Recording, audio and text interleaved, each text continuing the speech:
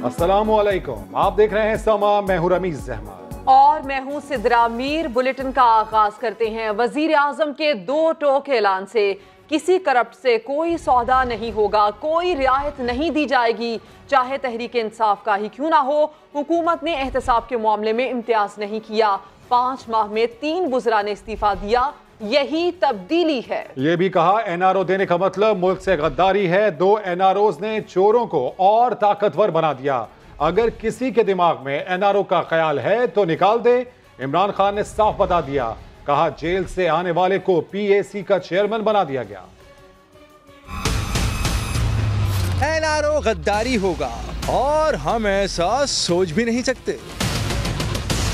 अपना हो या पराया, करप्ट कोई नहीं बचेगा। इंसाफ होगा, जरूर होगा। हमने किसी को छोड़ना नहीं है जिसने इस मुल्क का दिवालिया निकाला है। हेड ब्लू की में तकरीब से खिताब में वज़ीर आज़म इमरान खान ने 2 टोक ऐलान कर दिया। जो भी सोच रहा है कि ये हुकूमत किसी को एनआरओ देगी, वो ये समझे कि अगर हम देंगे हम इस मुल्क से गद्दारी करें। अकाउंट्स का हवाला भी दिया। मरे हुए लोगों के अरबों रुपए उनके अकाउंट्स में निकलाते हैं। दुबई में 5-5 घर किसी के ड्राइवर के नाम पे निकलाते हैं। जेल से आदमी उठ के आए और पार्लियामेंट की पब्लिक अकाउंट्स कमेटी का चेयरमैन बन जाए और फिर उसी नैब को तलब कर ले।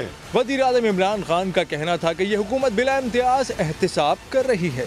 यही तो फर्क है मादी की हुकूमतों का और आज की हुकूमत का। ये है वो हुकूमत जो इस मुल्क में सही माने में अकाउंटेबिलिटी करेगी। सिंध समेत पाकिस्तान के वसाइल की जंग लड़ रहे हैं। अब कोई नया बांग्लादेश नहीं बनने देंगे। साबिक सदर आसिफ अली जरदारी का टंडो आदम में खिताब, कहा आवाम के हुकूक की जंग लड़ते रहेंगे। उन्होंने दावा किया कि सिंध तरक्की कर रहा है, हमें मजीद आगे जाना है। इलेक्शन में मैंने आपसे ये बात की, 18वीं तरमीम पे इनका डाका नजर आ रहा है।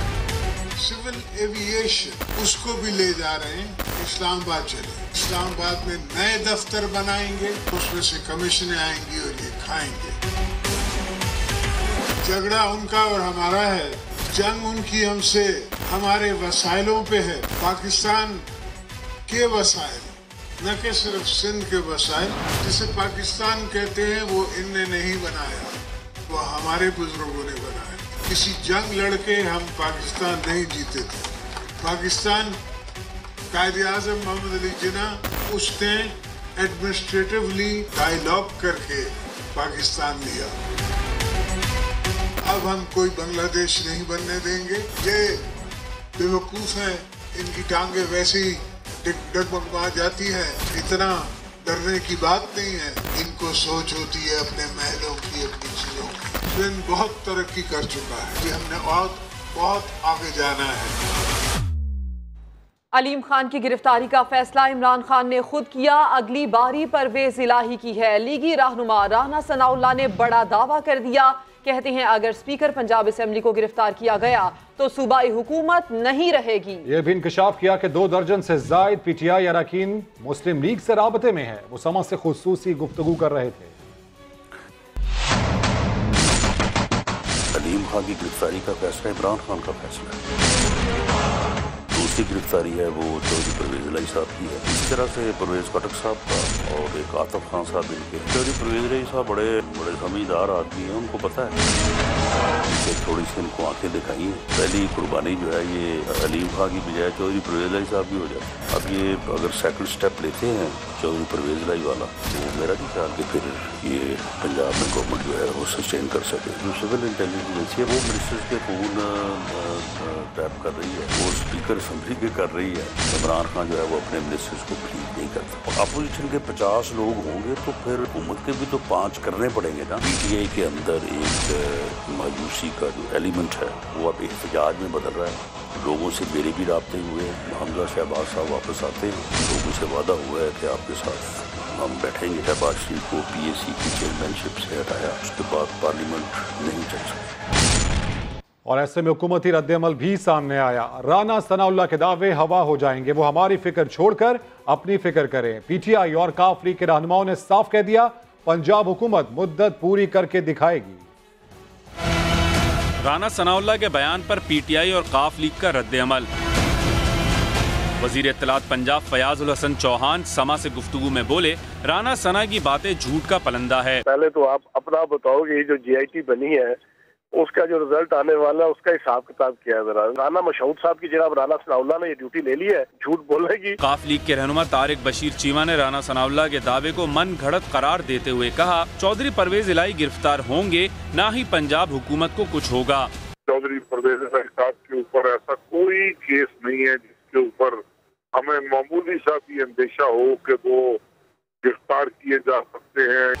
तारिक बशीर चीमा का ये भी कहना था कि हमें अपने फायदे और नुकसान का अच्छी तरह पता है। वजीर रेलवे शेख रशीद का ये कहना है कि शरीफ बरादरान की बीमारी मुल्क से भागने का बहाना है। 2 कतरी खानदानों की सियासत के बारे में उन्होंने बात करते हुए कहा कि कतरी की पत्थरी की सियासत दफन होने वाली है। उन्होंने दावा किया कि 40 लोगों का केस गिरफ्तारी के लिए तैयार है। ये सारी बीमारियां मुल्क से भागने की बीमारियां हैं। पथरी का इलाज लाल हवेली में मुर्शद पाक बैठे हुए हैं। इस तरह उंगली रखूंगा पथरी डाउन हो जाएगी। ये सारी कतरी से लेके पथरी तक की सियासत दफन होने जा रही है दोनों खानदानों में। खाकान अब्बासी साहब को बुलाया था, वो मुल्क से बाहर हैं। अभी जिन लोगों को और बुलाना है वो मुल्क से बाहर होंगे। 40 लोगों का केस गिरफ्तारी के लिए। शहबाज शरीफ किसी कीमत पर कबूल नहीं है, उसके खिलाफ अदम एतमाद लाया जाए। रूल एंड प्रोसीजर के तहत स्पीकर साहब किसी रिमांड में किसी को नहीं बुला सकते जी। अलीम खान को कानून और आइन के मुताबिक जो उसके मामलात हैं वो उन्होंने किए हैं। किसी गवर्नमेंट ने उस पर प्रोटेस्ट नहीं किया। बिलावल को जवाब दे दिया, उसने मुझे 3 बुरे जुमले कहे, मैंने उसे 6 कहे। Tit for tat. उसने कहा खत्म, मैंने कहा हुजूर खत्म। और अब कुछ बात अदालती कार्रवाई से मुतालिक। इस्लामाबाद हाई कोर्ट ने नवाज शरीफ की तिब्बी बुनियादों पर सजा मौतली की दरख्वास्त, इस हवाले से तहरीरी हुक्मनामा जारी कर दिया। तहरीरी हुक्मनामे में जेल हुकाम को हिदायत की गई हैं कि मियाँ साहब की मेडिकल रिपोर्ट्स एडिशनल प्रोसिक्यूटर नैब को फराहम की जाएं। दूसरी तरफ नवाज शरीफ की सजा मौतली की पहली दरख्वास्त वापस लेने की अपील की है। मौक़िफ़ अपनाया कि सिर्फ तिब्बी बुनियादों पर सजा मौतल होनी चाहिए। नई मुतफर्रिक दरख्वास्त की समाअत पीर को होगी। नवाज शरीफ ने अल-अज़ीज़िया रेफरेंस में सजा खत्म करने और केस का फैसला आने तक सजा मौतल करने की दरख्वास्तें दायर कर रखी हैं। डील और NRO तो अलीमा खान के मामले में हो चुका। नून लीग की तर्जुमान मरियम औरंगजेब की हुकूमत पर कड़ी तनकीद। कहा, ना तजुर्बाकार और सिलेक्टेड हुकूमत मुल्क को नहीं चला सकती। इमरान खान साहब जब भी पार्लियामेंट में आएंगे सिलेक्टेड के नारे सुनना पड़ेंगे। इमरान साहब, आप कान खोल कर सुन लें। ऑपोजिशन ना किसी किस्म की डिक्टेशन लेगी। आपकी धमकियों और आपकी तड़ियों से ऑपोजिशन डरने वाली नहीं है। और आप NRO की जो बात करते हैं कि अब आप डील या ढील नहीं देंगे, तो मदर ऑफ NRO और मदर ऑफ डील हो चुकी है। जब आप डी चौक के ऊपर कंटेनर पर खड़े थे तो हमने आपको ढील दी थी। अगर नवाज शरीफ साहब को जल्द से जल्द उस अस्पताल मुंतकिल ना किया गया जहां हार्ट की फैसिलिटीज मौजूद हैं, और अगर खुदा न खास्ता नवाज शरीफ साहब को कुछ भी हुआ तो उसके जिम्मेदार इमरान साहब खुद होंगे। आपने कहा था मैं हर रोज पार्लियामेंट के अंदर 1 घंटा सवालों के जवाब दूंगा, लेकिन बादशाह सलामत साहब, आपको तो शहबाज शरीफ का एक सवाल गरां गुजरा और आपको डर लगता है कि आप जिस वक्त पार्लियामान में आएंगे आपको सिलेक्टेड के नारे सुनने पड़ेंगे। लाहौर की एहतसाब अदालत ने नून लीग के साबिक वफाकी वजीर port and shipping Kamran Michael को कराची मुंतकिल करके 5 दिन का राहदारी रिमांड दे दिया। लाहौर से आपको रिपोर्ट करेंगे शाहिद हुसैन। मुस्लिम लीग नून का एक और रहनुमा नैब के शिकंजे में। कराची पोर्ट ट्रस्ट के प्लॉटों की गैर कानूनी अलाटमेंट का इल्जाम। साबिक वफाकी वजीर कामरान माइकल को एहतसाब अदालत में पेश किया गया। कामरान माइकल के वकील ने अदालत को बताया कि जिस रेफरेंस में गिरफ्तारी हुई इसमें साबिक वजीर का नाम ही नहीं। एहतसाब अदालत के जज ने कहा कि इनके पास राहदारी रिमांड का मामला है, गिरफ्तारी मुतल्लिका अदालत में चैलेंज करें। कामरान माइकल ने अपने खिलाफ केसेस को झूठा करार दिया। ये केसेस झूठे बनाए जा रहे हैं और ये केसेस हमें हमारे से जुदा नहीं कर सकते। कामरान माइकल को कराची मुंतकिल करने के बाद इन्हें जिस्मानी रिमांड के लिए दोबारा एहतसाब अदालत में पेश किया जाएगा। कैमरामैन खावर महमूद के साथ शाहिद हुसैन, समा, Lahore. Mega money laundering case में गिरफ्तार इंतहाई मतलूब मुलजिम असलम मसूद का 1 हफ्ते के लिए राहदारी रिमांड मंजूर कर लिया गया। मुलजिम को दिल की तकलीफ के बाइस स्ट्रेचर पर अदालत लाया गया। आदिल तनौली की रिपोर्ट।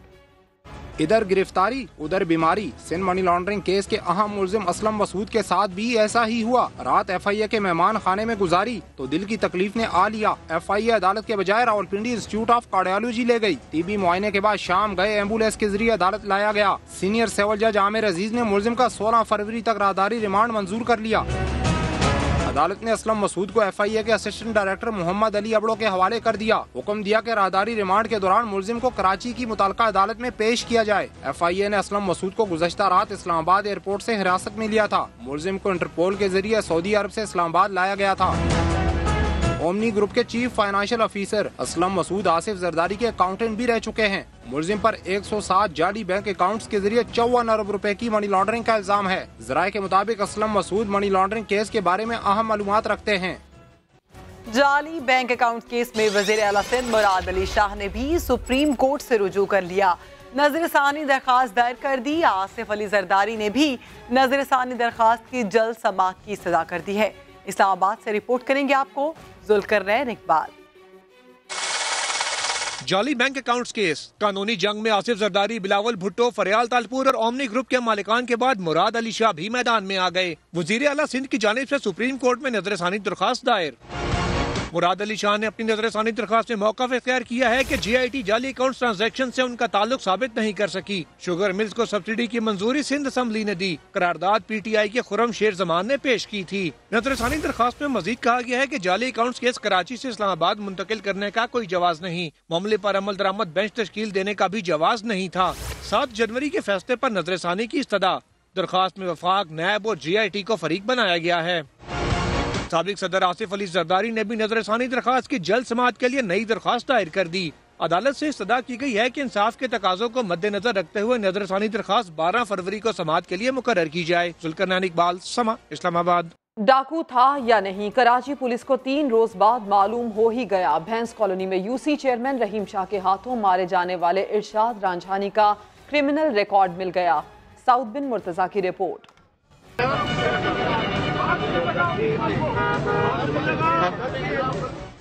कराची के इलाके भैंस कॉलोनी में UC चेयरमैन के हाथों कौन मारा गया? समा ने मामला उठाया। वड्डे साईं का तफ्तीश करने का हुक्म आया। पुलिस ने छानबीन की तो मालूम हुआ 6 फरवरी को भैंस कॉलोनी में UC चेयरमैन रहीम शाह बैंक से रकम लेकर निकल रहे थे कि मुल्जिम इरशाद रांझानी ने उनका पीछा करना शुरू कर दिया, जो इस दौरान बैंक मुलाजिम से राबते में भी था। मुल्जिम इरशाद UC चेयरमैन रहीम शाह को लूटने पहुंचा तो उन्होंने फायरिंग कर डाली। इस दौरान मुल्जिम सड़क पर तड़पता रहा, लेकिन कोई उठाने न आया। पुलिस को हलाक होने वाले इरशाद रांझानी का क्रिमिनल रिकॉर्ड भी मिल गया, जिसके खिलाफ चोरी, डकैती, असलहा बरामदगी के नॉर्थ नाजिमाबाद, बहादुराबाद डिफेंस में मुकदमात भी दर्ज हैं। जबकि ये शख्स 2003 में नॉर्थ नाजिमाबाद, 2008 में डिफेंस और 2013 में बहादुराबाद से गिरफ्तार हो चुका है। पुलिस ने हलाक होने वाले शख्स को डाकू करार दिया है। दूसरी जानिब सेक्रेटरी दाखिला ने रजिस्ट्रार हाई कोर्ट को खत लिखकर डिस्ट्रिक्ट एंड सेशन जज मलिर से तहकीकात की इस्तदा कर दी।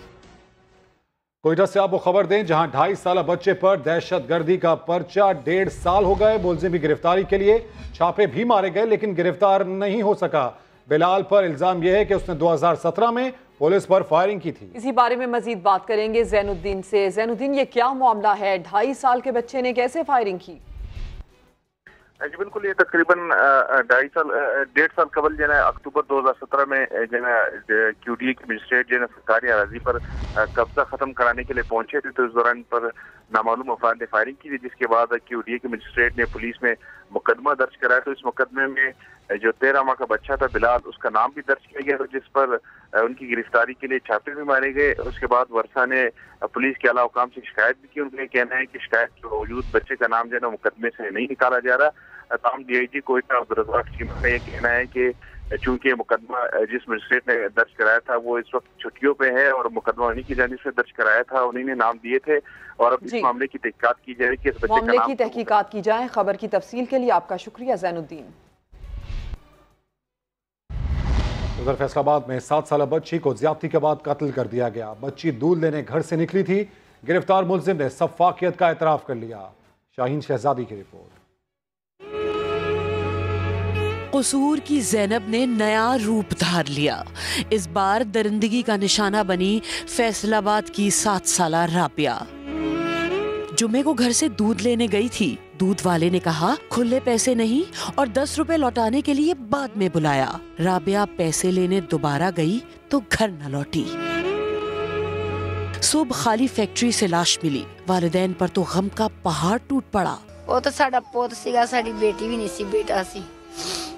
साडा तो घर उजड़ गया, साडी तो फैक्ट्री उजड़ गई, सारा कुछ साडा उजड़ गया, साडा रह ही गया। ये पंजाब से हमारी रिक्वेस्ट है हमारे साथ इंसाफ किया जाए और ये कातिल जो है इसको सख्त से सख्त सजा दी जाए और इसको सरेआम फांसी देने का हुक्म दिया जाए। पुलिस ने दूध फरोश सलीम को एक साथी समेत गिरफ्तार किया तो उसने अपनी हैवानियत की दास्तान सुना दी। दूध देने जिसको पकड़ा था उसको फैक्ट्री में ले गया, फिर वो अंदर ले गया, उसको मार दिया। कह रही थी मैं अपनी माँ को बताऊंगा, मुझे छोड़ दी, मैं गलत हुआ है उसको। मजहबी स्कॉलर बिलाल कुतुब कहते हैं कि मजबूत कानून साजी न होने तक ऐसे भयानक वाकयात नहीं रुक सकते। जब तक सजाएं नहीं नाफिज होंगी ये जुर्म इसी तरह बेहयाई से इस माशरे में नजर आते रहेंगे। वालिदैन मुजरिमों को सख्त सजा दिलवाना चाहते हैं लेकिन इतने खौफजदा हैं कि दूसरी बेटियों को अब कहीं अकेला नहीं भेज सकेंगे। कैमरामैन कदीरुर रहमान के साथ शाहीन शहजादी, समा, फैसलाबाद। और अब बात करेंगे नकीबुल्लाह कत्ल केस की। नकीबुल्लाह कत्ल केस में राव अनवार और दीगर की जमानतें मनसूख करने की केस की समाअत हुई। तफ्तीशी ऑफिसर डॉक्टर रिजवान ने तहलका खेज इंकशाफात कर दिए। इरफान उल हक की रिपोर्ट देखिए।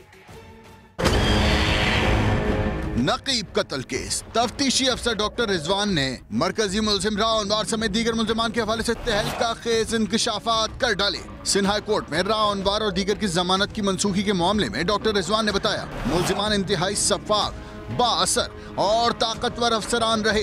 उन्होंने अहम चश्मदीद गवाह को ही लापता करा दिया। पहले उसे दबाव डालकर बयान से मुनहरिफ भी करा दिया था। अहम शवाहिद को जाए वक़ुआ से गायब भी किया गया। मुलजिमान की जमानतें मनसूख न की गईं तो सब गवाह मुनहरिफ हो सकते हैं, डराया धमकाया भी जा सकता है। अगर मुलजिमान को सजा देनी है तो इंतहाई मौसर डिजिटल शहादतों का इस्तेमाल करना होगा। दूसरी जानिब इंसदाद दहशतगर्दी की अदालत ने sub inspector Amanullah Marwat, Shoaib shooter समेत दीगर मुलजिमान को इश्तिहारी करार दे दिया। इरफान उल हक, समा, कराची। नकीबुल्लाह कत्ल केस में तफ्तीशी अफसर का कहना है कि अहम गवाह को लापता कर दिया गया लेकिन समा ने पुलिस एहलकार गवाह को ढूंढ निकाला। SSP मलिर कहते हैं गवाह शहजाद जहांगीर तो रोजाना ड्यूटी पर आता है। इसी पर मजीद बात करेंगे। Chief crime reporter Ahmad Rahman Khan हमारे साथ मौजूद हैं। अहमद, क्या मामला है, क्या डिटेल्स हैं इसकी? जी बिल्कुल, नकीबुल्लाह कत्ल केस में पुलिस की जानिब से एक रिपोर्ट जमा कराई गई थी जिसमें ये कहा गया कि एक पुलिस एहलकार शहजादा जहांगीर जिनका नाम है वो इस तमाम तर वाक़े के ऐनी शाहिद थे और वो अब जो है वो लापता हो गए। हैरत अंगेज तौर पर वो एहलकार लापता नहीं बल्कि हेडमोरर है कायदाबाद थाने में। समा ने इसको तलाश कर लिया है। शहजादा जहांगीर कायदाबाद थाने में जो है वो 6 नवंबर से तैनात है बाहैसियत हेडमोरर। वो वहाँ पर ड्यूटी सर अंजाम दे रहा है। हमारी SSP मलिर, मौजूदा SSP मलिर इरफान बहादुर से भी बात हुई है। उनका ये कहना है कि ये एहलकार रोजाना जो है वो अपनी ड्यूटी पर आता भी है और शहजादा जहांगीर कोई लापता नहीं है बल्कि वो मौजूद हैं और इस वक्त भी वो कायदाबाद थाने में मौजूद हैं और वो कायदाबाद थाने में हेडमोरर के तौर पर काम कर रहे हैं। जी अहमद, अपडेट्स के लिए आपका शुक्रिया। आगे बढ़ते हैं, अब कुछ मौसम की बात करते हैं। बालाई इलाकों में बर्फबारी ने मामूलाते जिंदगी मुंजमद कर दिए। कई रोज गुजर जाने के बावजूद राबता सड़कें बहाल ना हो सकी। बर्फ में लिपटी वादियां, हर तरफ सफेदी ही सफेदी। एबटाबाद के सयाहती मकामात नथिया गली, अयूबिया और ठंडियानी सर्द हवाओं और बादलों की लपेट में हैं। रास्तों पर जमी बर्फ और फिसलन के बाइस ड्राइवर हजरात को मुश्किलात का सामना है। एबटाबाद का मरी से जमीनी राब्ता अब तक बहाल न हो सका। नवाही इलाकों में रास्तों की बंदिश के बाइस मकीन घरों में महसूर होकर रह गए। मलका कोहिस्तार में हालिया बर्फबारी के बाद मतला साफ हो गया। सर्दी मजीद बढ़ गई और दर्जा हरारत -6 तक पहुंच गया। इंतजामिया की जानिब से सड़कों की सफाई सुथराई का काम जारी है। आजाद कश्मीर में मौसम अबर आलूद है, कहीं धूप तो कहीं बादल छाए हुए हैं। सर्दी में कमी होते ही बालाई इलाकों में लोगों ने अपने काम काज शुरू कर दिए। खैबर पख्तूनख्वा के आईजी और चीफ सेक्रेटरी को तब्दील कर दिया गया। मोहम्मद नईम खान आईजी का ओहदा संभालेंगे। नोटिफिकेशन के मुताबिक सलाउद्दीन महसूद को आईजी आजाद कश्मीर की जिम्मेदारी सौंपी गई है, जबकि ग्रेड 22 के अफसर नवीद कामरान को एस्टेब्लिशमेंट डिवीजन रिपोर्ट करने की हिदायत की गई है। एस्टेब्लिशमेंट डिवीजन ने तमाम तबादलों और तकर्रियों के बाज़ाब्ता नोटिफिकेशन जारी कर दिए। लाहौर की सेशन अदालत में पेशी पर आने वाले शख्स को नामालूम मोटरसाइकिल सवारों ने फायरिंग करके कत्ल कर दिया। ऐवाने अदल के सामने लाकानूनियत की इंतहा, मोटरसाइकिल सवारों की फायरिंग, पेशी पर आया शख्स कत्ल कर दिया गया। वारदात सुबह 8:23 पर हुई। क्लोज सर्किट फुटेज के मुताबिक प्रिजन वैन के सामने फायरिंग हुई, भगदड़ मची और बिलाल जख्मी होकर जमीन पर गिर गया। मोटरसाइकिल सवार मुल्जिमान इसके करीब आए। एक ने सर में गोली मारने की कोशिश की, गोली ना चल सकी तो चल दिए। थोड़ी देर बाद मुल्जिमान दीदा दलेरी से वापस आए, एक बार फिर फायरिंग करके उसे निशाना बनाया और फरार हो गए। मकतूल की लाश पोस्टमार्टम के लिए मुंतकिल कर दी गई। पुलिस का कहना है कि बुरसा की दरख्वास्त पर मुकदमा दर्ज करके तफ्तीश शुरू कर दी गई है। और सवाल ये कि क्या सिंध में गैस का बहरान खत्म हो गया? गवर्नर सिंध ने तो हीटर के ज्यादा इस्तेमाल को गैस किल्लत की वजह करार दे दिया। कराची में सीएनजी स्टेशन कल खुलेंगे। सिंध के बासी 3 रोज तक गैस को तरसते रहे। खुदा खुदा करके चौथे रोज घरों के चूल्हे जले, सनतें चल पड़ी। लेकिन क्या कहिए, सफर करना आज भी मुहाल रहा। हफ्ते में 1-8 दफा हम सीएनजी खुली देखते हैं और उस खुली सीएनजी में रक्षों की इतनी गाड़ियों की इतनी लंबी कतारें होती हैं। जबकि गवर्नर सिंध ने कुछ मलबा आवाम पर और कुछ गैस प्रेशर में कमी पर डाल दिया। बलूचिस्तान में बेइंतहा सर्दी की वेव है। कराची एक नई सर्दी की लहर देख रहा है। उसके लिए लोग गैस हीटर्स का बेइंतहा इस्तेमाल करें, जिससे गैस का प्रेशर बहुत लो है। वफाकी वजीर पेट्रोलियम गुलाम सरवर तो अगली सर्दियों तक मसला हल कर पाएंगे। आइंदा आने वाली सर्दियां इंशाअल्लाह ताला ऐसी सर्दियां नहीं होंगी। सुई सदरन गैस कंपनी के तर्जुमान का कहना है कि सर्दी की वजह से गैस की तलब में इजाफा हो गया था, जिससे सिस्टम में 100 MMCFD गैस की कमी हुई। अब आपको ये बताएं कि लाहौरियों के लिए ख्वाबों का मेला दूसरे रोज भी जारी है। रिपोर्ट करेंगी तहमीना अहमद। टकाटक, चपली कबाब और कई देसी पकवान हैं। एक ही जगह बर्गर, पिज्जा भी है। लाहौर के रेस कोर्स पार्क में सजे इस मेले में शहरी हर जानिब खाबे उड़ाते ही नजर आए। स्पेशली कॉन्सर्ट्स के लिए आई हूँ और इनका भी बर्गर खाया और तंदूरी चाय काफी एनर्जेटिक है। नई कजीन्स मुतारिफ कराने के साथ साथ ये फेस्टिवल खाने बनाने के शौकीन अफराद के लिए फायदेमंद साबित हुआ। ठंडे मौसम में खानों के साथ मौसीकी का तड़का भी मौजूद है। घर में एक ही तरह का खाना खा खा कर अक्सर लोग तंग आ जाते हैं, तो उनके लिए यहाँ पर बेशुमार नित नई डिशेस भी मौजूद हैं, जो इन लाहौरियों का वीकेंड ऑसम बना रही हैं। कैमरामैन साद नवीद के साथ तहमीना अहमद, समा, लाहौर।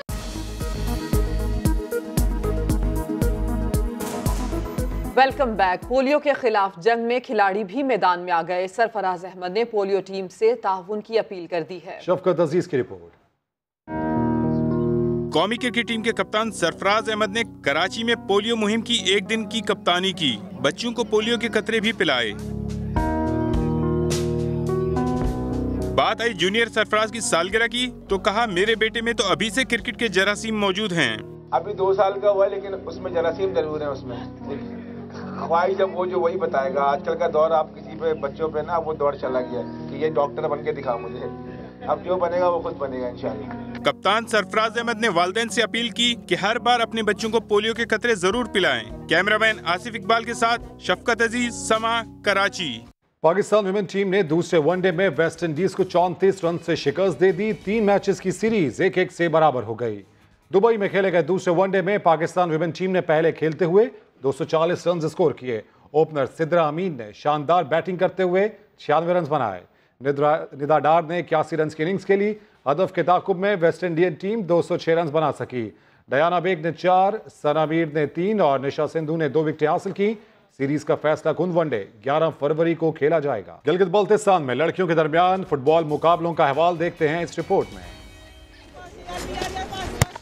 पारा -15 डिग्री और सख्त सर्दी, लेकिन खिलाड़ियों का जोश और जज्बा फिर भी मान नहीं पड़ा। गिलगित बल्तिस्तान के बर्फपोश पहाड़ी इलाके में लड़कियों के दरमियान फुटबॉल का मुकाबला 10 टीमों पर मुश्तमिल 5-a-साइड मैचेस में लड़कियों ने खूब जौहर दिखाए। खिलाड़ियों का कहना है कि मुस्तकिल मौके मिलें तो लड़कियां ये साबित कर सकती हैं कि वो किसी से कम नहीं।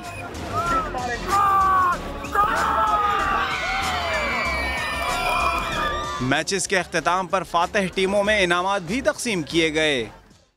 सख्त सर्दी है, हम काम नहीं कर सकते। ओस्लो एयरपोर्ट पर मकामी टीम्स ने हाथ खड़े किए तो लाहौर से PIA का अमला तैयारे का फॉल्ट दूर करने पहुंच गया। लाहौर से ओस्लो जाने वाली फ्लाइट एयरपोर्ट पर पहुंचकर तकनीकी खराबी का शिकार हो गई। मकामी इंजीनियर्स ने सर्दी की वजह से जहाज की मरम्मत से इनकार किया, जिसके बाद लाहौर से लंदन जाने वाली फ्लाइट ने अमले को रास्ते में ओस्लो उतारा। PIA टीम ने चंद घंटे में काम मुकम्मल करके तैयारे को परवाज के लिए काबिल बना दिया। CEO ने बेहतरीन कारकर्दगी दिखाने पर अमले के लिए इनामात का ऐलान किया है। ब्रेक के बाद हाजिर होंगे हेडलाइंस के साथ। आप देखते रहिए समा।